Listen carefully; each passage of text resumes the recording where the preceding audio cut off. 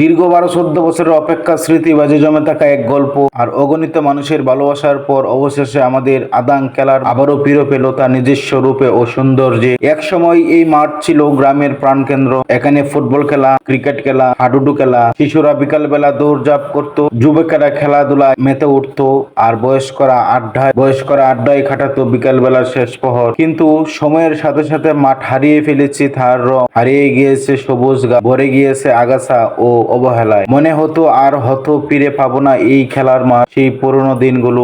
আজ সেই দুঃসময় শেষ। মাঠকে নতুন ভাবে সাজানো হয়েছে, চারদিকে সবুজ গাছগাছালি, সমতল মাটি আর খেলার জন্য উপযুক্ত পরিবেশ।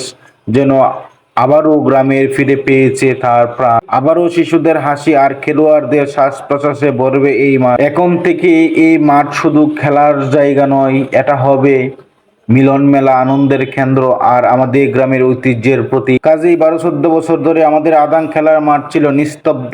শিশুরা খেলতো না, খোলামেলা খেলা কম হতো। 12-14 বছর ধরে আমাদের আদাং খেলার মাঠ ছিল নিস্তব্ধ, শিশুরা খেলতো না, মাঠটি ক্রমে হারিয়ে ফেলেছে তার সাজসজ্জ। সেই মাঠে আবার ফিরে পেল তার নিজস্ব সৌন্দর্য। শুধু সবুজ গাছ আর মাটি নয়, ফিরে এসেছে স্মৃতি, কমিউনিটির ঐক্য ও খেলার আনন্দ। 14 বছর ধরে আমাদের আদাং খেলার মাঠ ছিল নিস্তব্ধ, শিশুরা খেলতো না, খোলামেলা খেলা কম হতো এবং মাঠটি ক্রমে হারিয়ে ফেলেছে তার সাজসজ্জ।